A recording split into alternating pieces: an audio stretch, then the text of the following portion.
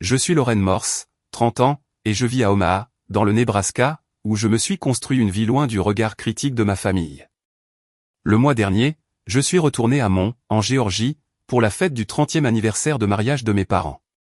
Imaginez la scène, une salle de banquet bondée, des parents et des amis, des verres qui tintent, des toasts à l'amour et à l'héritage.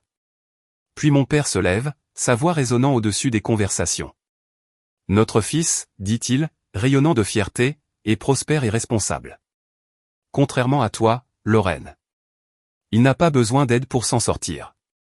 La salle éclate de rire.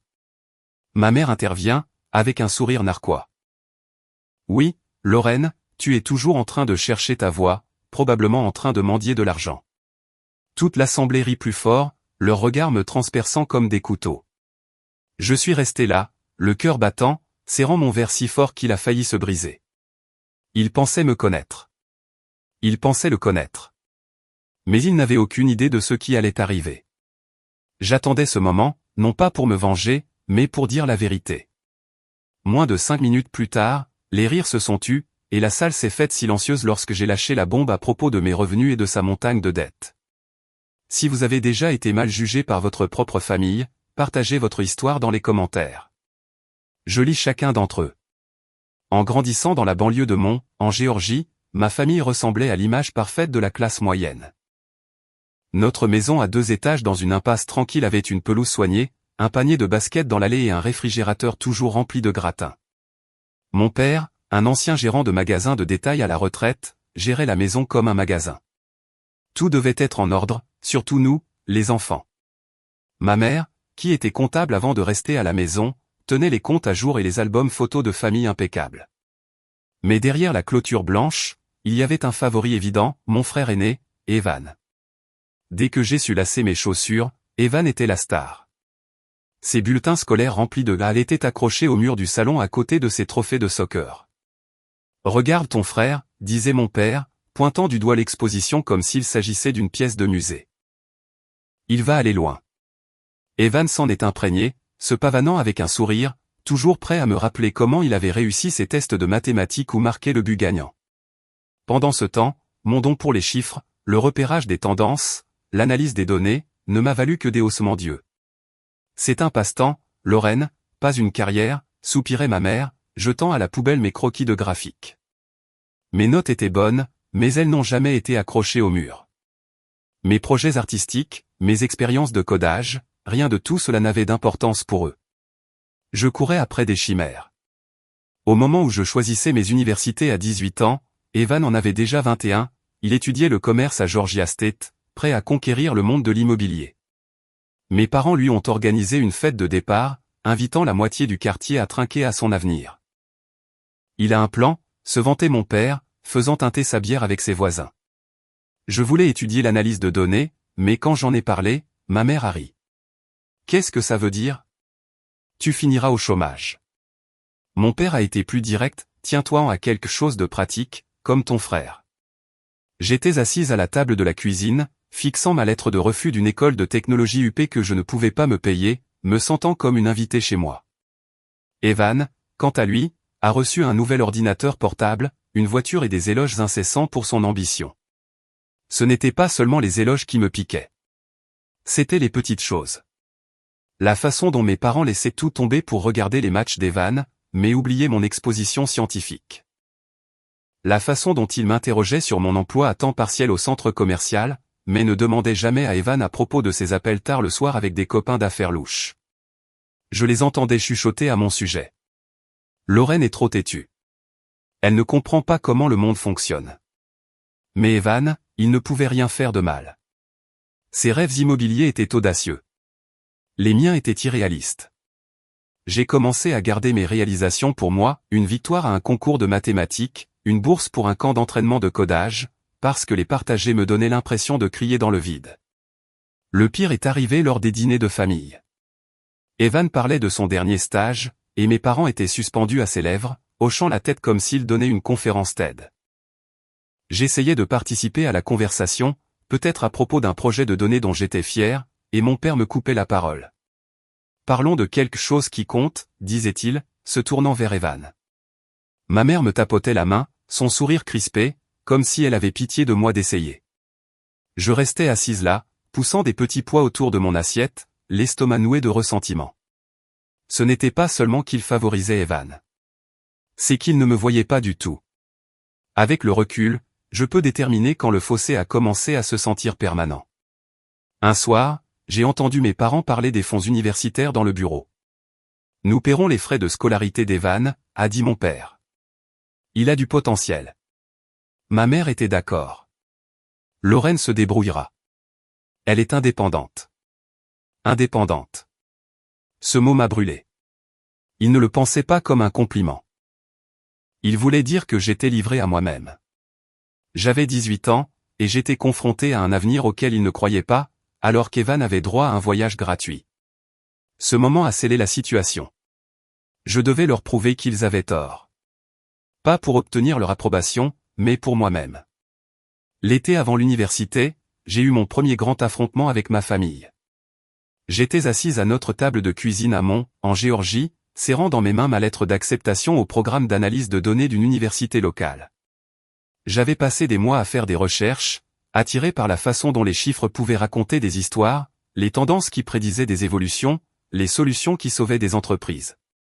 C'est mon avenir, ai-je dit à mes parents, ma voix stable mais pleine d'espoir. Mon père n'a même pas levé les yeux de son journal. Des données? Quoi? Ce n'est pas un vrai travail, Lorraine. Tu seras fauchée. Ma mère, remuant son café, a renchéri. Pourquoi ne choisis-tu pas quelque chose de solide comme le diplôme de commerce de ton frère? Evan, affalé sur le canapé, a souri avec suffisance. Ouais, reste dans le monde réel, ma sœur. Leurs paroles m'ont giflé. Mais je n'ai pas reculé. Sans le soutien de ma famille, j'ai tracé ma propre voie. J'ai pris un emploi à temps partiel dans une librairie, rangeant des romans et analysant les données de vente pendant des heures supplémentaires. Mes parents n'ont pas remarqué les nuits blanches que j'ai passées à étudier, à jongler avec des feuilles de calcul et des manuels. Je me suis inscrite à l'université de North Georgia, un petit campus que je pouvais me permettre sans leur aide. Mon père a dit que c'était une perte de temps, mais j'ai obtenu mon diplôme sans dette grâce à des bourses et à ma détermination. À 22 ans, j'ai fait mes valises et j'ai déménagé à Omaha, dans le Nebraska, une ville en pleine effervescence de start-up, parfaite pour une analyste de données comme moi. J'ai décroché un poste dans une entreprise de marketing, transformant des chiffres bruts en campagnes qui ont généré des millions de dollars de revenus. À 25 ans, je dirigeais des projets, mon salaire grimpant à 6 chiffres. Pas de prêt, pas d'aide, juste mon propre travail acharné. Pendant ce temps, Evan se prélassait dans les éloges de mes parents. Ses projets immobiliers à Atlanta étaient sur toutes les lèvres lors de chaque appel familial. Ton frère a conclu une autre affaire, s'extasiait ma mère au téléphone, sans jamais me demander comment se passait mon travail. Mon père m'envoyait des articles sur les projets prometteurs d'Evan, comme si j'avais besoin d'un rappel de son soi-disant succès. Mais j'ai commencé à remarquer des fissures. Lors d'une rare visite à la maison, j'ai vu Evan arriver dans une élégante BMW, dont le chrome scintillait sous le soleil de Géorgie. Nouvelle voiture, s'est-il vanté, jetant les clés. J'ai haussé un sourcil. Comment peux-tu te permettre ça? Il a haussé les épaules, éludant la question. Plus tard, je l'ai entendu au téléphone, sa voix tendue, se disputer à propos de paiements manqués. Mes parents n'ont pas semblé le remarquer, ou n'ont pas voulu le faire. J'ai baissé la tête, construisant ma vie à Omaha. Mon appartement, un loft confortable au centre-ville, était mon sanctuaire. Pas de trophée sur les murs, juste ma propre fierté discrète. J'ai obtenu une promotion au poste d'analyste principal, dirigeant une équipe qui a façonné des campagnes publicitaires nationales. Les clients ont loué mon travail. L'un d'eux m'a même fait venir à Chicago pour une conférence, qualifiant mes connaissances de révolutionnaires. J'ai envoyé un courriel à mes parents à ce sujet, espérant obtenir une bribe de reconnaissance. La réponse de ma mère se résumait à une seule ligne. C'est bien, mais as-tu parlé à ton frère récemment? Mon père n'a même pas pris la peine de répondre. Leur silence m'a blessé, mais il m'a motivé. Je ne faisais plus mes preuves auprès d'eux. Je le faisais pour moi. La vie d'Evan, cependant, commençait à s'effondrer. Lors d'un appel avec ma mère, elle a laissé entendre qu'Evan avait demandé un petit prêt pour couvrir certains frais d'entreprise. Il traverse juste une période difficile, a-t-elle dit, minimisant la situation. Mais j'avais vu ces médias sociaux, des dîners somptueux, des costumes de créateurs, un style de vie qui criait au dépassement. J'ai commencé à creuser, curieuse de connaître son soi-disant empire. Une recherche rapide a permis de consulter des registres publics. L'une des transactions immobilières d'Evan s'était effondrée, laissant les investisseurs furieux. Des rumeurs d'entrepreneurs impayés circulaient. Je n'ai rien dit. Pas encore. J'ai simplement classé l'information, une pièce de puzzle que j'utiliserai plus tard. À la fin de la vingtaine, j'avais construit une vie dont j'étais fier. Mon compte bancaire était solide. Ma carrière était en plein essor. Et je n'avais aucune dette qui me liait. Mais chaque appel à la maison était le même, mes parents s'extasiaient sur le dernier argumentaire d'Evan, son prochain grand projet. Ils ne demandaient jamais comment se passait mon travail, mes victoires. C'était comme si j'étais invisible.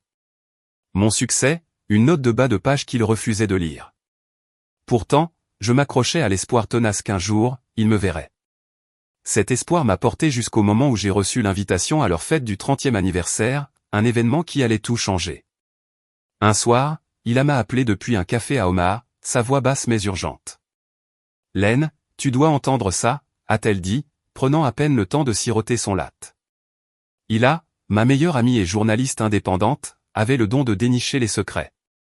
Elle avait entendu un collègue lors d'un événement de réseautage mentionner le nom de mon frère en lien avec des transactions immobilières louches à Atlanta.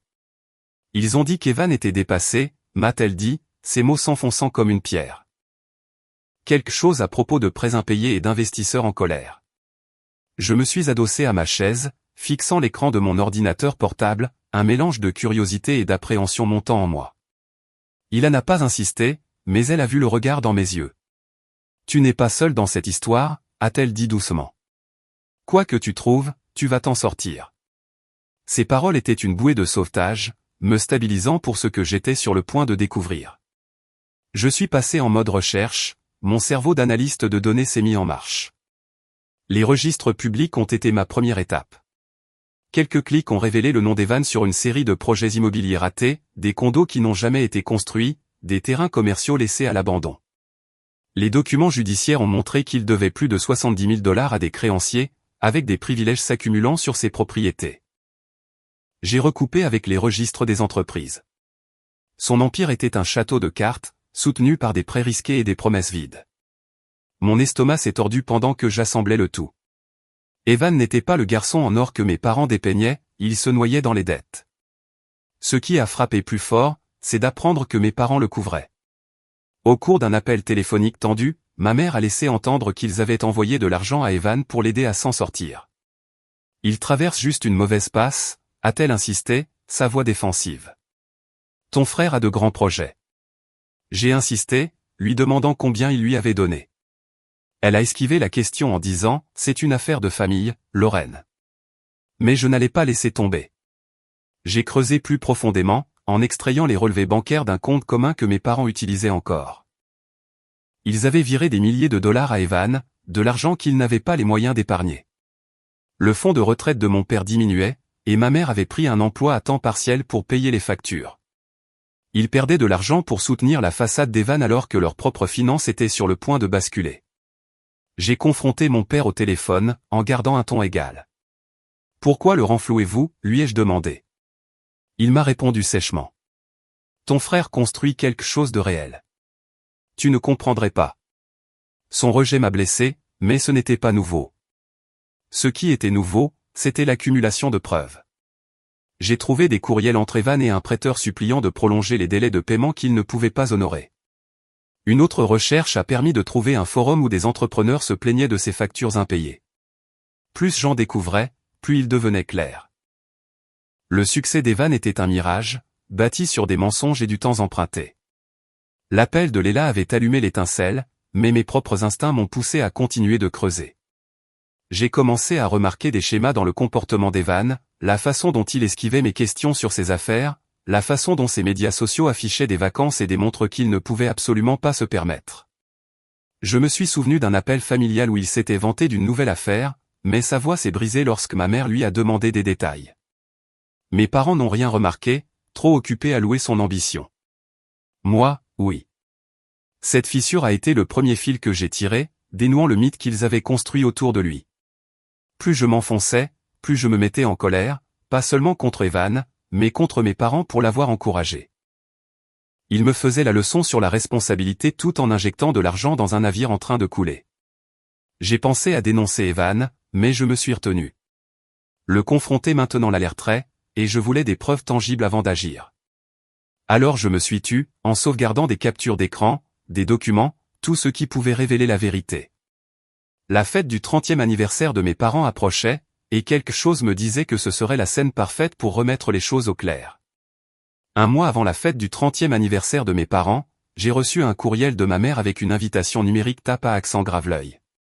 Ils organisaient une grande célébration à Mont, en Géorgie, dans une salle de banquet chic avec un service de traiteur, un groupe de musique et une liste d'invités remplis de parents et de vieux amis. Nous mettons le paquet, a-t-elle écrit, ces mots dégoulinant de fierté. J'ai regardé l'écran, un nœud se formant dans mon estomac. Mes parents n'étaient pas du genre à faire des folies comme ça. Pas avec leur compte de retraite qui diminuait et le nouvel emploi à temps partiel de ma mère dans une banque locale. Quelque chose ne collait pas. J'ai réservé un vol d'Omaha à Mont, déterminé à découvrir ce qui se passait. Quand je suis arrivé dans ma maison d'enfance, l'air était lourd de tension. Mon père était au téléphone en train de se disputer avec quelqu'un à propos d'un plan de paiement, le visage rouge. Ma mère triait les menus du traiteur, marmonnant sur les coups, mais éludant mes questions. C'est une occasion spéciale, a-t-elle dit, évitant mon regard. J'ai remarqué une pile de factures sur le comptoir de la cuisine, des avis de retard de paiement d'une caisse populaire. Plus tard, j'ai entendu mon père chuchoter à ma mère, nous couvrirons aussi la part d'Evan. Mon cœur s'est serré. Ils avaient contracté un prêt, non seulement pour la fête, mais pour renflouer mon frère une fois de plus. J'ai vérifié leur relevé bancaire du compte familial, 5 000 $ versés à Evan le mois dernier, plus un prêt de 10 000 $ pour la salle. Leurs économies étaient presque épuisées. J'ai confronté ma mère dans le salon, en gardant ma voix calme. « Pourquoi empruntes-tu de l'argent pour ça ?» ai-je demandé. Elle m'a fait signe de la laisser tranquille. « Ton frère aide avec ses relations. Il va bien. » Mais je savais mieux. Les relations d'Evan étaient une façade. Ses dettes s'accumulaient, et mes parents sombraient avec lui. Je n'ai pas insisté. Il se serait seulement retranché davantage. Au lieu de cela, j'ai commencé à me préparer. S'ils voulaient parader Evan comme leur fierté et joie, je leur montrerais la vérité. J'ai passé des nuits dans mon ancienne chambre à compiler un dossier, des relevés bancaires prouvant mon revenu à 6 chiffres, des déclarations d'impôts ne montrant aucune dette, et des copies des privilèges et des plaintes des créanciers d'Evan. J'ai organisé tout cela dans une présentation soignée. Chaque chiffre, une balle dans mon arsenal. La veille de mon départ pour Mont, j'ai rencontré Hila pour un café à Omaha. Elle était en ville pour une mission freelance couvrant une conférence technologique. Nous avons discuté de son dernier article, une pièce sur les échecs de start-up. Beaucoup de beaux parleurs se plantent, a-t-elle dit en sirotant son expresso. J'ai hoché la tête, pensant à Evan, mais gardant cela pour moi. Hila n'a pas cherché à fouiller. Elle savait que j'avais affaire à un drame familial, mais s'en est tenue à cela, restant dans la conversation professionnelle sur les délais et les éditeurs. Sa neutralité était un soulagement. Je n'avais pas besoin d'une pom-pom girl, juste d'un moment pour respirer avant la tempête. De retour à Mont, j'ai aidé mes parents avec les préparatifs de dernière minute pour la fête, retenant ma langue alors qu'ils se vantaient de la dernière affaire d'Evan à quiconque voulait bien écouter. Lors d'un barbecue familial, mon père a tapoté Evan dans le dos, disant à ses cousins, « Mon fils a le don pour les affaires. » Evan a souri, mais ses yeux se sont dirigés vers moi comme s'il savait que je l'observais. J'ai souri en retour, mon dossier de preuves rangé en sécurité dans ma valise. Je n'étais plus en colère, juste concentré. Mes parents avaient passé des années à me dénigrer, à soutenir les mensonges d'Evan. Cette fête n'était pas qu'une simple célébration. C'était leur scène pour montrer un fantasme. Je les laisserai avoir leur moment jusqu'à ce qu'il soit temps pour le mien. J'ai répété mon plan dans ma tête, imaginant la salle de banquet, les verres qui tintent, la foule. J'attendrai le moment parfait où leurs éloges pour Evan culmineraient pour exposer les faits, mon revenu, ma stabilité, contre ses 70 000 $ de dette et ses projets en ruine. Je ne voulais pas les humilier, mais j'avais besoin qu'ils voient la vérité, pas seulement sur Evan, mais sur moi. La fête était dans quelques jours, et j'étais prête à renverser leur récit. La soirée de la fête d'anniversaire de mes parents s'est déroulée dans un restaurant chic à Mont, des lustres projetant une lueur chaleureuse sur des tables recouvertes de lin. Les invités en costume et robe se mêlaient, leur rire se mélangeant au cliquetis des verres de champagne. Je me tenais près du bar, mon dossier de documents rangé dans mon sac à main, mon cœur battant comme un tambour. Mon père est monté sur scène, sa voix résonnant à travers le microphone. 30 ans de mariage, a-t-il dit en levant un verre. Et nous sommes les plus fiers de notre fils, Evan, un vrai fonceur qui a réussi. La foule a applaudi, et ma mère s'est jointe, son sourire large. Contrairement à Lorraine, a-t-elle ajouté, son ton tranchant, qui continue de vivoter, probablement en mendiant de l'argent. Des rires ont traversé la pièce, des parents et amis me regardant avec pitié ou amusement. J'ai serré mon sac à main, mes ongles s'enfonçant dans le cuir. Evan se tenait droit à côté de mes parents, se prélassant dans leurs éloges, son costume impeccable, mais ses yeux mal à l'aise. J'ai croisé son regard, une lueur d'inquiétude traversant son visage. Mon père a continué. Evan a construit une vie de succès et de responsabilité, quelque chose que nous admirons tous.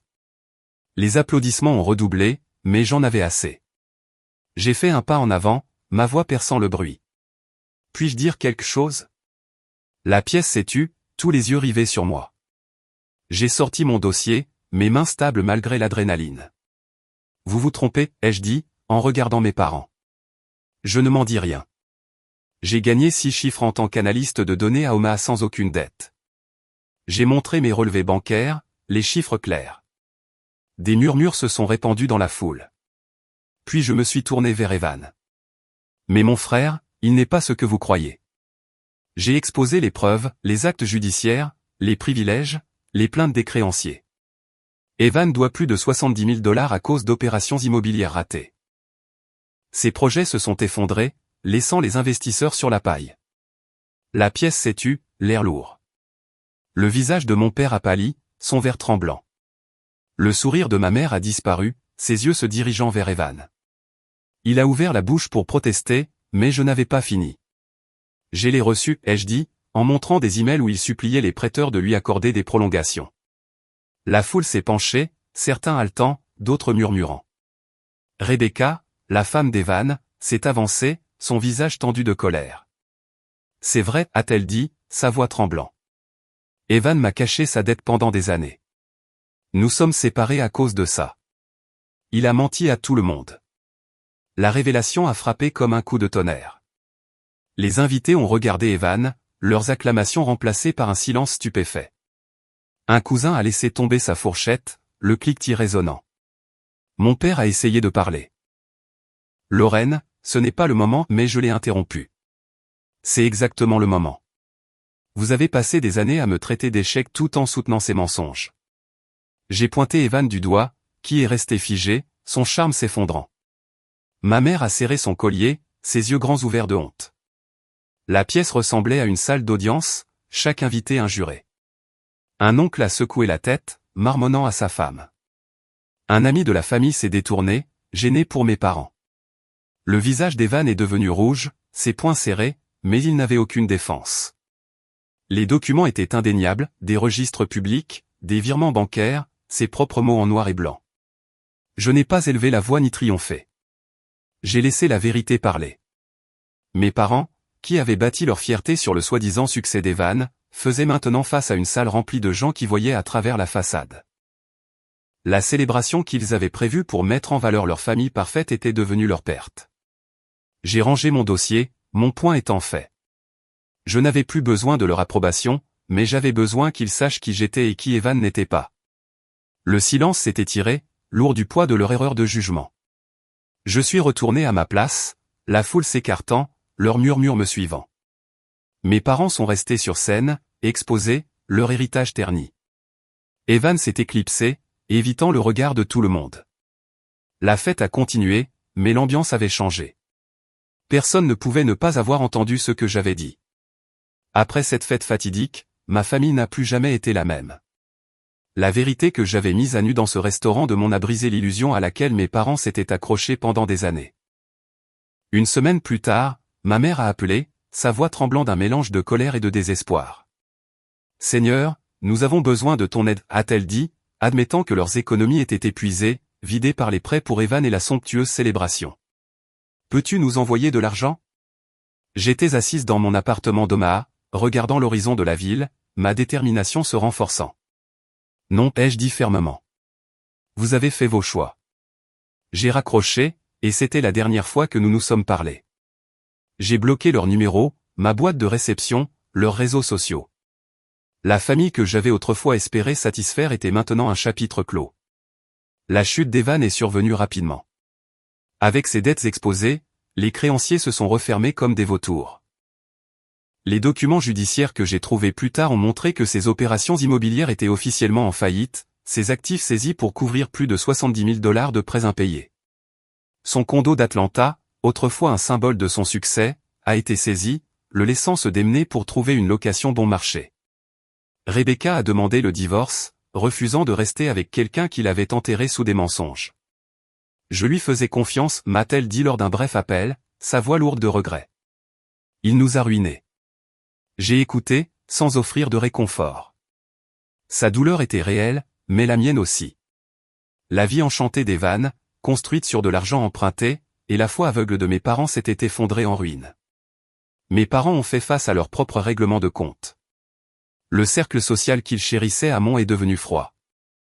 Les parents qui avaient applaudi les vantardises d'Evan à la fête murmuraient maintenant sur ses échecs. Un ami de la famille, autrefois un habitué de leur barbecue, a cessé de les inviter à des rassemblements. Les copains de golf de mon père ont commencé à éviter ses appels, embarrassés par le spectacle de cette nuit. Ma mère, qui était fière de sa réputation impeccable, a trouvé ses réunions de club de lecture maladroites, les membres évitant son regard. Leur statut de couple parfait de la classe moyenne, si soigneusement entretenu, était maintenant une blague. Ils ont essayé de me joindre par le biais de contacts mutuels, mais je suis resté ferme, aucune excuse ne pouvait défaire des années de rejet. Je me suis concentré sur ma vie à Omaha, où ma carrière d'analyste de données a continué à prospérer. J'ai dirigé un projet majeur pour une chaîne de vente au détail, augmentant ses ventes de 20% grâce à mes modèles prédictifs. Mon équipe a organisé une petite célébration, et j'ai invité Hila, qui était en ville pour un sommet technologique. Nous étions assises dans un centre de conférence élégant, sirotant un café hors de prix, discutant de son dernier article sur la confidentialité des données. Tu assures, a-t-elle dit en souriant, son cahier rempli de notes de l'événement. J'ai souri en retour, reconnaissante de son amitié, mais heureuse qu'elle ne fouille pas dans mon bazar familial. Notre conversation est restée légère, centrée sur le travail et les tendances de l'industrie, une pause bienvenue par rapport au chaos que j'avais laissé derrière moi. Evan a essayé de me contacter une fois, un message vocal décousu, me suppliant de lui accorder un prêt pour se remettre sur pied. Sa voix s'est brisée, dépouillée de sa vantardise habituelle. Je l'ai supprimé sans répondre. Il avait fait son lit, voiture de luxe, fausses affaires, mensonges à tout le monde, et je n'allais pas le soutenir. Les registres publics ont montré qu'il avait déménagé dans un petit appartement, effectuant des petits boulots pour joindre les deux bouts. Rebecca, maintenant libérée de lui, avait déménagé à Savannah, repartant à zéro avec un emploi d'enseignante. Je n'ai pas pris contact. Nos chemins avaient divergé, et je n'avais aucun intérêt à regarder en arrière. La situation de mes parents est devenue plus sombre. Un cousin a révélé qu'ils avaient déménagé dans une maison plus petite, incapable de suivre leur ancienne hypothèque. L'emploi à temps partiel de ma mère à la banque est devenu à temps plein, ses soirées passées à équilibrer les livres au lieu d'organiser des dîners. Mon père, autrefois le fier patriarche, s'est replié sur lui-même, sa confiance ébranlée. Ils avaient tout misé sur Evan, en m'ignorant, et maintenant ils en payaient le prix, financièrement et socialement. Je n'ai ressenti aucune satisfaction, seulement une douleur sourde pour la famille que nous aurions pu être. Mais j'avais fait mon choix, protéger ma paix, vivre pour moi-même. Un an après cette fête fatidique, je me tenais plus forte que jamais à Omaha, ma vie témoignant des choix faits selon mes propres conditions. Ma carrière d'analyste de données a décollé. Je venais d'obtenir un contrat avec une entreprise technologique nationale, mes stratégies stimulant leur croissance. Mon appartement, avec sa vue sur le fleuve Missouri, était un espace que j'avais construit sans l'approbation de personne. Je me suis entouré de personnes qui me valorisaient, des collègues qui respectaient mon travail, des amis qui célébraient mes victoires. J'avais abandonné le besoin de faire mes preuves auprès de ma famille, un poids qui m'avait autrefois ancré à leurs attentes. Mes parents, Douglas et Hélène, et mon frère, Evan, ne faisaient plus partie de mon monde. J'avais choisi la paix plutôt que leur chaos. Avec le recul, j'ai appris une dure vérité, ma valeur ne dépendait pas de leur validation. Pendant des années, j'avais désiré leur reconnaissance, recherchant un signe de tête de mon père ou un mot gentil de ma mère. Mais leur refus de me voir, rejetant ma carrière, ma stabilité, m'a appris à définir ma propre valeur. J'ai bâti une vie d'honnêteté et de travail acharné, tandis que les mensonges d'Evan l'ont conduit à sa ruine. Son faux empire, soutenu par la tromperie, lui a coûté sa maison, son mariage et sa fierté. La foi aveugle de mes parents en lui les a dépouillés de leurs économies et de leur position sociale. Vivre un mensonge, ai-je réalisé, à un prix qu'ils ont tous payé cher. Ce voyage ne consistait pas seulement à exposer les échecs d'Evan. Il s'agissait de récupérer ma vérité. J'ai cessé de chercher l'approbation de ceux qui ne pouvaient pas la donner et j'ai commencé à vivre pour moi-même. Ce choix m'a libéré. Je me réveille chaque jour en sachant que mon succès est le mien, gagné grâce à des nuits blanches, des décisions difficiles et une concentration inébranlable. Les cicatrices du rejet de ma famille sont toujours là, mais elles ne me définissent pas. Elles me rappellent ce que j'ai surmonté, la preuve que je n'ai besoin de la permission de personne pour briller. À tous ceux qui ont suivi cette histoire, merci d'avoir écouté. Si vous vous êtes déjà senti incompris par votre famille, jugé pour être vous-même, je vous comprends. Votre valeur n'est pas liée à leurs opinions. Elle se trouve dans la vie que vous construisez, la vérité que vous vivez. J'aimerais entendre vos histoires. Avez-vous été confronté à un moment où votre famille ne vous a pas compris? Partagez-le dans les commentaires. Parlons-en. Nous sommes plus forts lorsque nous nous encourageons mutuellement.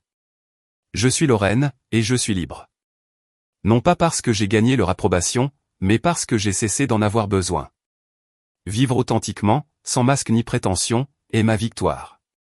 C'est une liberté que je souhaite à tous, une vie où vous êtes suffisant tel que vous êtes.